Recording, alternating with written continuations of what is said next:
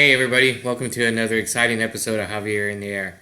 I want to welcome you to the show, people that are new. Thank you for checking me out on the internet. Those of you who aren't new, I want to thank you for coming back. I hope you've been enjoying this season. We're coming to the end times of this season. We're already in November, just about to start the second week of November. So only a few more episodes left. I hope you've been enjoying it. And if you see something that you would like to comment on, please leave it in the thread on my YouTube channel, Javier in the Air. Or you can send me a message on Facebook, or you can send me a message, however you can get a hold of me. So I got some really good feedback this last week, so I appreciate that. And so we're having another good episode here. I just got done yesterday from having the first brunch I've done in, I want to say about 5-6 weeks now. I used to do a brunch or a tasting once a month, and I did it for about 4 years in a row. So about 48 months I was doing a tasting or a brunch or a mid-afternoon something on a Saturday, and there was 3 requirements or 3 styles that we could do for the tasting and or brunch. So it was either a alcohol or a beer or a wine. So during those 48 months, we traversed the known universe, shall I say, of different varieties, different flavors, different cordials. We hit a lot of different things. So we're going to try to start that up here in a couple weeks, probably either towards the end of this month, which I know is Thanksgiving, so that makes it difficult, into December, which then, because of all the holidays and everything going on there and people on vacation, makes that very difficult. So we'll see what we wind up doing. And I'll tell you at the end of the brunch photos that I have, what we wound up deciding to go with. Now, the brunch was just a normal brunch. So for those of you who may not have made it to a Javier brunch, it was very exciting, very interesting. We got a good smattering of people, a good mix of people, and it was really had a good time. So I'm going to go walk through some of the photos that I have, and then we're going to have a Zen moment, and then we're going to have another question Q&A session. That went over very well, so I thought I would bring that back and have some more questions for you. I'll try to see if I can drum them up before I actually get on the air here and ask them. And then I will wrap up by having I think I'm going to do a beer. I'm going to do a beer this time. So I think it's a good one. I had a little bit of it yesterday, so I don't want to get the bro too upset, but I think I'm going to steal it and have it here on the show. So let's go into, actually before we do that, I want to do some housekeeping. So I want to invite welcome anybody who has a mom or pop business, either in the Cedar Park area, which is where I live, the Austin area, or actually anywhere across Texas or the United States. I will interview you. If you'd like to be on the show, please just reach out to me, like I said earlier, via Facebook, via comments on my YouTube channel, Javier in the Air. However you can get a hold of me, and we will talk about setting up a time, and I will interview you and go through some, we'll talk about your business, we'll talk about whatever you want to talk about as far as the business is concerned, and then we'll even, I'll post your link at the end of the show in the credits so that people know how to get to you. If you have anything fancy or anything new coming out, you can always show that to me as well. We can do this via a Zoom channel, or meeting, I should say. Or if you live close enough or your business is close enough to me, I am more than willing to drive and meet you at your place of business, and we can talk there. So, if interested, let me know. If you don't own a mom and pop business, or you don't own a business and you want to come on the air anyway and talk about something that you're passionate about, then certainly by all means just let me know. I will cover the full gamut of everything excluding politics and religion. There's enough talk on the internet, and there's enough videos on the internet, and there's enough podcasts and shows on the internet that have to do with politics and religion. And my show, well, though not unique, I will keep them off of my show because I don't want them on my show. I want to be different than some of the other ones that are out there. So, move that away.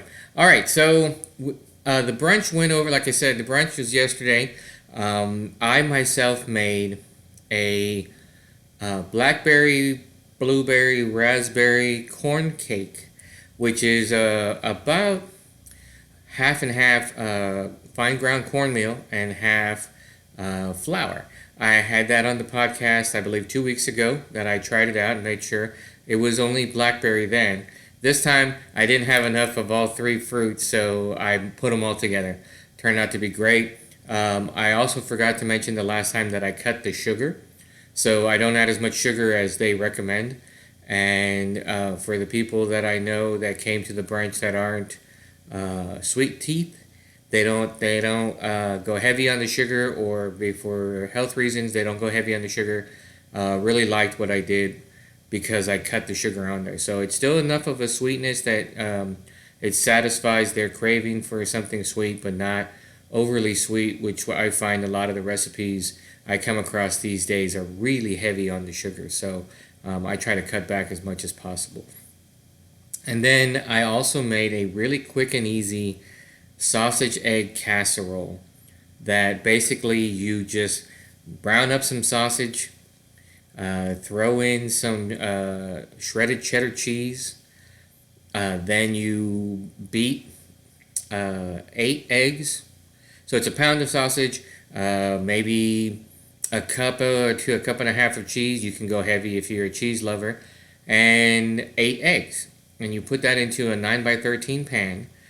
Cook it at 325 degrees for about 45 minutes, or until you can tell that the eggs have been cooked. So you scramble the eggs basically beforehand, beat them into submission, and then pour them over the entire pan of sausage and cheese, and then you can cook that. Now what you can do is you can also keep them overnight.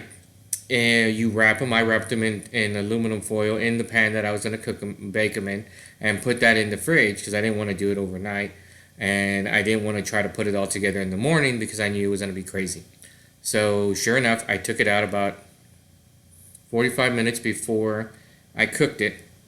Set my stove, got that going, so it was already ready to go by the time I shoved it into the oven, baked it. Turned out fantastic. Everyone loved it. It was great. Now, I have to apologize. I was running around like a chicken with my head cut off, and I did not get as much video as I wanted. I did get some photos, so I'll be throwing them out there, and I'll do a voiceover and we talk about it. I didn't really show a lot of the food either, and I apologize. I know last time I had showed a great spread. I promised myself yesterday I was going to do that. I had everything set up in the kitchen, ready to go, and I forgot. So I apologize to everyone out there. The next one I promise will be better. And when I do the next tasting, I will definitely be better. And we'll talk about that here in a minute. So here, let's check out just basically my backyard and some people eating food. Okay, so it was a bright and crisp Saturday morning. This is right about 10:45 or so. We just started getting down to the grub. Here are some of them already reaching and getting some of the great stuff we had there. It looked like it was going to be a little bit colder than it actually was. They said like 50, but it turned out to be about 60, 65, especially in my backyard where I don't have any protection, any cover over my deck. So the sun just beached out on it, and it was a nice, clear Saturday morning. So actually had a lot of kids out there this time. You see they're enjoying my gardening. They're talking about all the good stuff that's going on there, and the kids are enjoying themselves at the picnic table. I'm glad my picnic table finally got used. So here also is more of the eating, and you can see behind my sister, you can see the grapevine that's also growing, and more of my deck. So it looks like there's not as many people as you see, and there's a good shot of that handsome young man there. And just enjoying ourselves, having a good time. I'm sure I was telling some BS story, and you can see more of the great siding that was done for my house last year. So we're just talking it up and enjoying ourselves out there, having a great brunch time. There was a lot of food out there, and I want to give a shout out to everyone who brought something. I don't know if I can use all the names, but I just want to say we had some great brandy glazed cake. There was some the ones that I made. There was some mochi that the Takashitas brought. There was some a quiche that was brought that was really good. There was also some uh, bacon baked beans. I guess that's the best way to say it. That turned out to be really good as well. Also, we had some champagne was flowing. We had some little mini breakfast cupcakes that were brought. Also, some mini pumpkin pies, which turned out to be fantastic. So, had a really great time, and I had a good amount of people out here, and we enjoyed ourselves through almost through early afternoon. It was a fantastic time. Okay, so there is the brunch. I hope you enjoy looking at some of the photos. I apologize again, I didn't take as many as I expected or I wanted. I didn't get any video, and I certainly did not get the wonderful spread that I had. As you see at the end there, I started thanking everyone for the wonderful stuff that was made. Was fantastic. And what was great too was that everybody had an opportunity to eat their fill.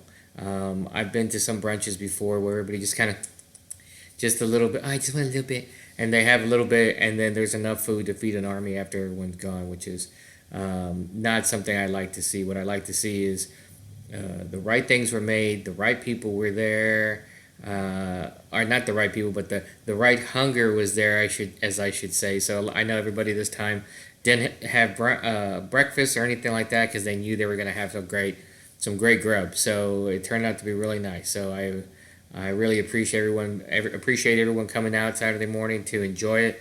Maybe I can get another one going. Maybe not until next year. I think we're gonna go into the being a little bit too cold. Now I think this was a perfect weekend to do it. It was also perfect. There wasn't a cloud in the sky yesterday morning, so it turned out to be really nice.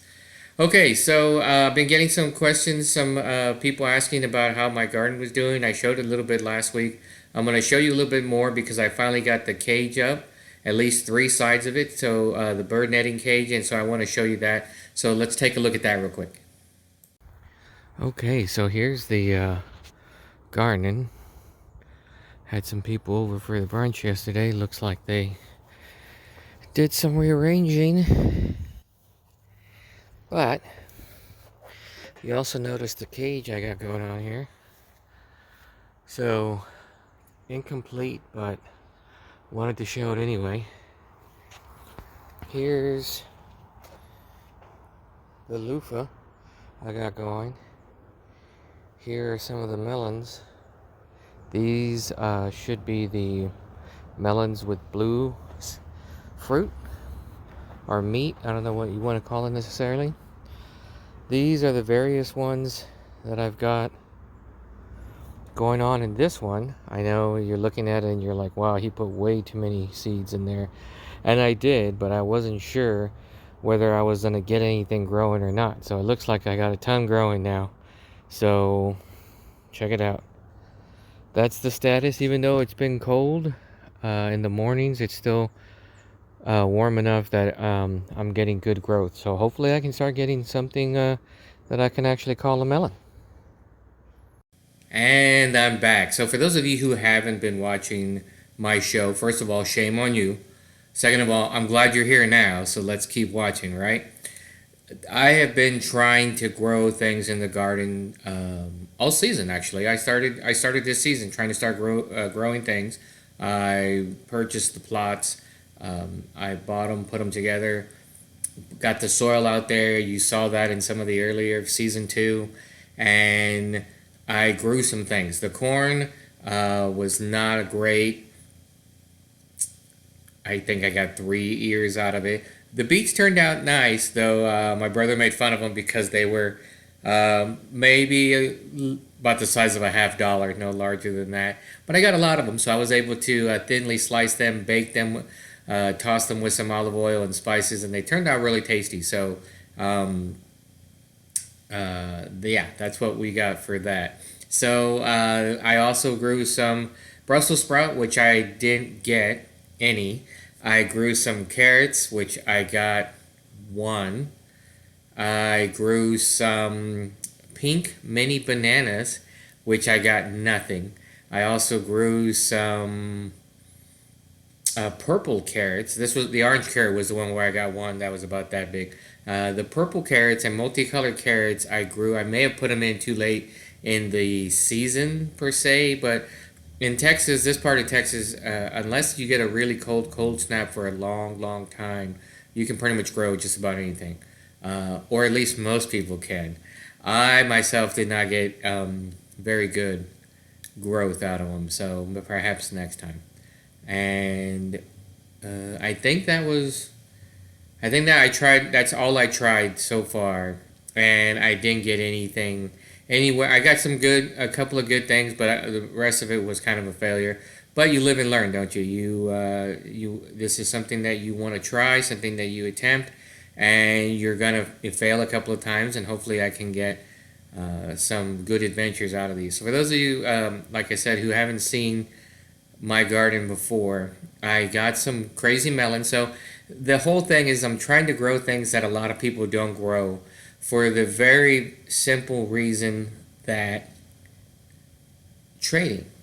Part of the whole thing is you want to be able to, or at least my feeling is part of the reason why you want to grow a garden and grow some stuff is not only for your own health and benefit and it's fun, or can be fun, but you also want to be able to grow enough so that you can trade with others if they have something that you want. So the problem that I've been finding around here is that there's a lot of people that grow a lot of stuff around here, and I think it's fantastic. A lot of them grow flowers and stuff like that. Nothing that I'm really interested in, but they look fantastic, so good for them.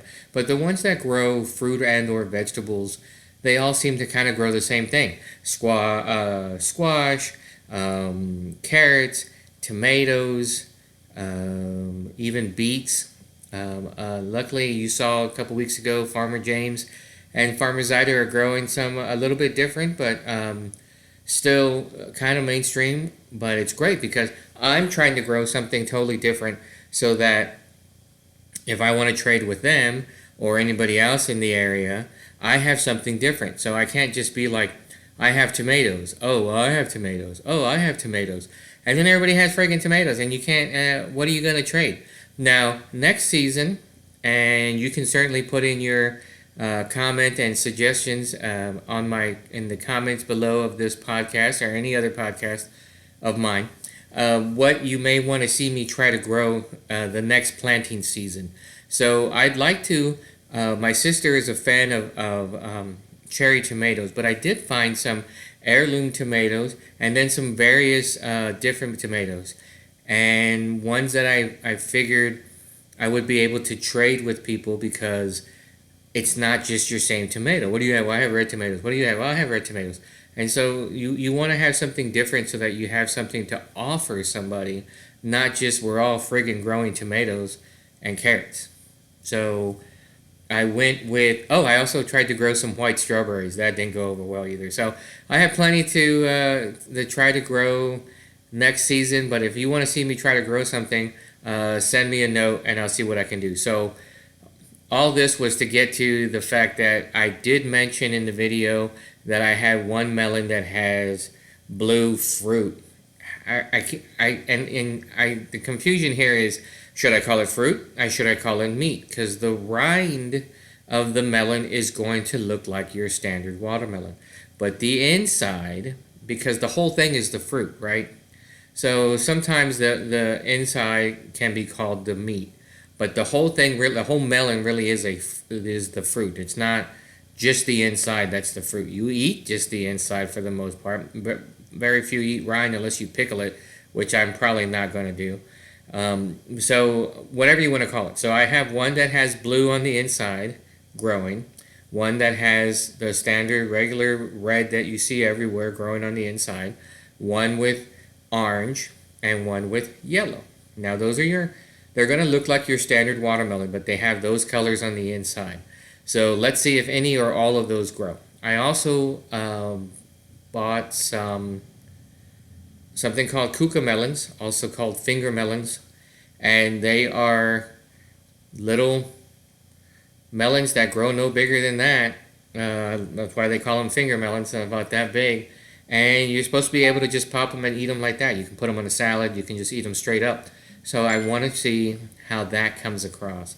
I have hopefully one of those vines growing that you saw is one of those. I also finally have something called Tigger melons. Now these Tigger melons grow. They're spherical. They're about that big. They have orangish yellow rind, and they're supposed to taste like a creamy version of watermelon. And so we'll see if I can get any of those to grow. Again, one of those vines could be what it's supposed to be. So we'll see. I made the mistake of not marking them down, and I don't know enough about how the leaves look to be able to differentiate between them. So now what I did also say is that I am trying to grow some loofah. So I've had on the show before Krista, and she does I believe it's called the Wild Elephant, and she makes a lot of soap. So I was talking to her, and she was like, wow, I'd be interested if you can get the loofah going. I have also had some other people show interest in loofahs,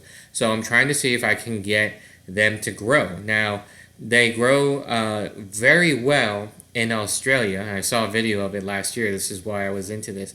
And I thought it would be great to try to grow some here, because the temperature in that area of Australia that I saw the video about is very similar to Austin, except I think when we get cold, and that part of Australia doesn't ever get cold. So I'm hoping that I can get some good growth out of the loofah vines before a really hard cold snap comes, which is what I don't want. So all that together, what does that mean? That means you get to go along with the ride and get to see how the growing's going.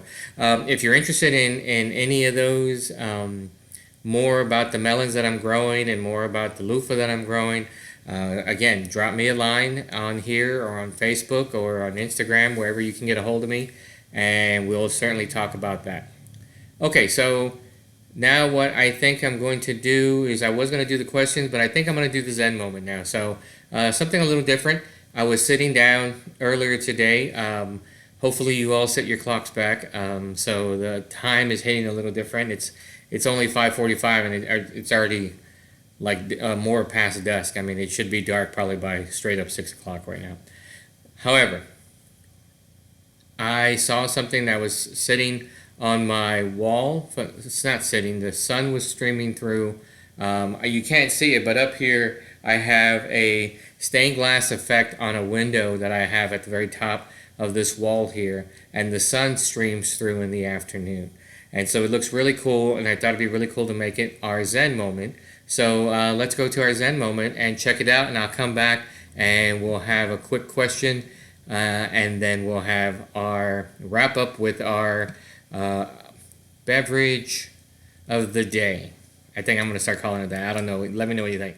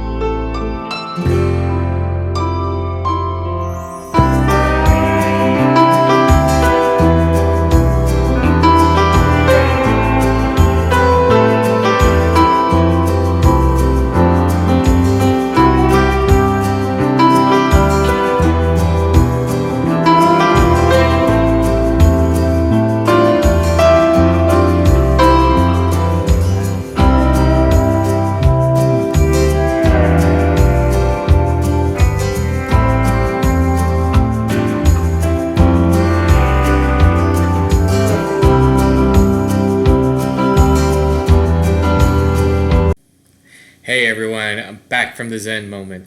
Well, I apologize. I didn't realize how dark it was getting in the house. And so the last moment that I had over there was a little dark. So I know I have my critics that get after me that I should have more light. So brought in my studio light, so to speak, so we can I can finish it up here. So that was my Zen moment for the podcast. A little bit different than what I've been doing, but I always try to find something a little bit different so that it doesn't wear thin.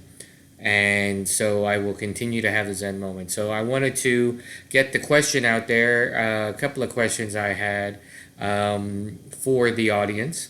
Please get back to me via comments in the Facebook page. I'm sorry, not my Facebook page, my YouTube, Javier In The Air podcast page. You can send me your comments confidentially and anonymously via Facebook if you don't want to have your name on there on the comments, and I will get them out here, and I will use your name if I can. If not, I will not. So, two questions. The first one is, what is your favorite food to make and eat? So, not only just to eat, and not only just to make, but to make and eat. And I'm talking. Let's just make it your courses, not desserts, not super special, not beverages, not cocktails. Something that you make for breakfast and or lunch and or dinner. So I can tell you that one of the best things that I ever made was enchiladas from scratch. I even made the tortillas from scratch, and I went all the way through and made like an enchilada pan of enchiladas. Really, it was fantastic. Many years ago, I haven't done it since, but I think I might want to try. Maybe during the holidays, I might have some time to try that. It turned out really nice. So that was one of the best things I've made before from scratch. So it doesn't have to be from scratch, but I'm just letting you know I made that from scratch. So I was really impressed with myself, especially because it was probably about 20 years ago when I was in my early 30s. So we'll go with that. So what's your favorite food that you like to make and that you also eat? So I know some people sometimes make meals that they don't eat. They make it for somebody else, and it's not something they really like anyway.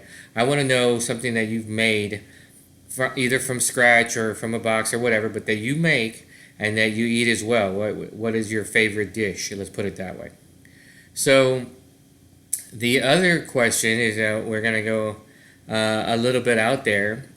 So the question is, deja vu. Have you ever had something that you would consider deja vu? Now, I don't know what the actual clinical term for deja vu is, but it's my definition, or what I know of deja vu, is that a moment you feel that you've already done before. Maybe you walk into a room and you're like, I just walked into this room and did this. Or maybe you're out on the street and you find yourself coming across a street you haven't walked on before, but yet everything seems familiar to you, oddly familiar, and you're like, I don't know, but I've been here before, I think. I can't tell, but I'm pretty sure I've been here before. And you have no recollection of having been there before. So that's kind of what deja vu is. It's kind of like reliving a moment. To me, it's like living something you don't know you've done before, but it seems very familiar like you did. So it's a little odd, but I'd like to just hear and see if anybody's got some crazy ones. As we're going into the holiday season, I'd like to hear that. So those are the two questions. If you have an opportunity, please reply in the podcast or send me a message or a smoke signal or Morse code or a semaphore. However you can get a hold of me, do it. And I'd like to hear it. So now moving on to the last section of the podcast for today. I know we've gone, I've been trying to keep it. I've also, thank you for all the feedback I've been getting. I want to say real quick, go off on a tangent. So off on a tangent there. I've been told to try to keep my podcast around 30 minutes. So I've been trying my best to stay around 30 minutes because I know 45 definitely gets too long. And I've had some over an hour. And the analytics on that show that people only get about 10, 15 minutes in. And then they get bored and they move on. So I'm going to try to keep it about 30 minutes from now on, roughly. I'm not going to nail it on 30. because I have the credits and all this other stuff. So anyway, thank you for that feedback. I will continue to do that. Thank you for the outfit feedback, I think is the best way to say it. I know sometimes I have some what look like dirty shirts. They're clean, ma. I swear they're clean. And so I'll try to do something better. I know this is not probably the best one to wear either, but it's clean and there's no paint drops on it, so it's all good. Okay, so now I'm going to do the beer, last bit of the show. I know it's everyone's favorite, and so let me see what I have here today. So today's beer, and I want to thank you. This has come straight from the bro. He left some beer in my fridge, and so it's fair game. My house, my rules, right? So this is called. This is from the Austin Bros Beer Company, and it's called Slamnesia. This is a triple IPA, 11.4 ABV. So you know it's the heavy hitter. Family owned and operated. This is Austin Bros Brewery, which was from Alpena, Michigan. Alpena, Michigan. So very interesting. Scenic Alpena, Michigan. So this is Austin Bros Brewery. So you thought I was going to say Austin, Texas, but it's not. So this is Alpena, Michigan. Scenic. So if anybody from Austin Bros Brewery happens to watch my show, and I hope they do, if you have any other beers that you'd like me to try and review on my show, please send it my way. I won't have a problem doing it. So this is their Slamnesia Triple IPA. So you see that. I think it's pretty cool. A lot nowadays. Really, the can is what gets you. It's kind of like the way album covers used to be, in my opinion. The part of the beauty of buying an album back in the day was that the album covers were fantastic, and I know some people that even took the album covers themselves and turned them into like wall art, into like a collage, or into just hanging on the wall. There is a cool bar in Fredericksburg that's run by two sisters from Liechtenstein. So if you have a chance to go out there, a hard rock bar, all like red and black and red lighting, and they have a lot of album covers on the wall and on the ceiling. So check them out if you can. So let's open this puppy up and see what we get. Good sound. Okay, so it looks like I already got some head going on here. Let's drive that, see what we get. Triple IPA, so it's going to be a little bit more on the sour side. For some people, may not like it. Some people don't even like IPA, which I know is weird, but what happens. And so when you start getting into double and triple IPAs, you're really not going to get anybody that's kind of just out of the blue, or you rarely will have someone out of the blue just go like, oh my god, I like it. Normally a double or a triple IPA has a unique flavor to it and aroma to it, and so start off slow. Start on your IPAs and then work your way up. Just a rule of thumb, because some people may not like the flavor, aroma, or taste of it. It's an acquired taste, I feel. Just like certain types of scotch, the ones that taste more like peat are definitely an acquired taste. So here we go. Nice hoppy aroma taste from the IPA, of course.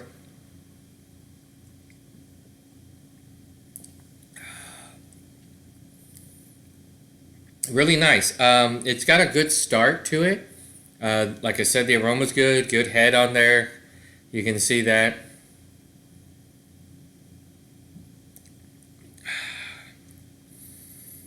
Honestly, it's refreshing. I think it could use a little bit more flavor. It starts out well and has a nice flavor that hits the front of the tongue, but then by the time it gets to the back and as you're swallowing it down, it kind of goes away and it winds up almost like no taste, which is not I don't want to overly sell not sell this, but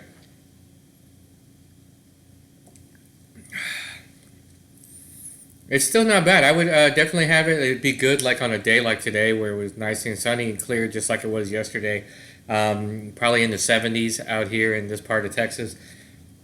And I would probably have this mid morning, late morning, going into early afternoon before I start hitting some heavy stouts and porters and stuff like that. I like it. You can definitely taste the flavors from the IPA or flavors from the hops coming through here. Really good overall. So I think I'm going to give this one 7 thumbs up.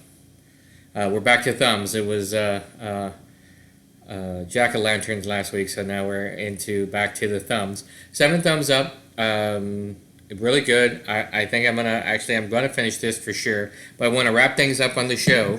Thanks to the Austin Bros Brewery for their Slamnesia. If you get a chance, visit them in Alpena, Michigan. That's just a blatant plug. No one's paying me for anything. But if you want to send me some beers, Austin Bros Brewery, please be my guest, and I'll be more than willing to have them taste tested on my show. Thanks to everyone who made it out to the brunch yesterday. I think it will be good. Oh, so before I forget, before I totally close off the show, I wanted to let everybody know, if you'd like to come to my next tasting and you're in the area of the Cedar Park, Texas, shoot me a message and I can drop you an invite on Facebook, or I can just remind you when it's going to happen.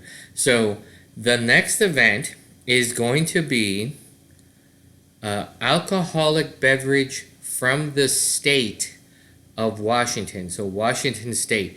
So like I said, because of the 48 months that we've been doing tastings over the years, we have to start getting very specific. So Washington State, if there is a gin made there, or alcohol of any sort, and I know there's gin there, that's why I said it, but if there's a alcohol of any sort, if there is a wine of any sort, or if there's a beer of any sort that come out of Washington State, we are going to have that for the tasting. It's really the first time I'm doing a blend of wine, alcohol, and beer. I've done a couple of hybrids before, but nothing this extreme, so we'll see how that goes. So, gonna try that out. Please send me your thoughts, your feedback, your comments, suggestions, something you'd like to see me do on the show, something you don't want me to do on the show anymore, and anything along those lines. And once again, I want to thank everybody for watching the show. I hope you have a good rest of your Sunday. Like I said, here we are, 6:15. It's already pitch black outside. So enjoy the rest of your evening. I will see you again next week, and otherwise, have a great week. Talk to you later.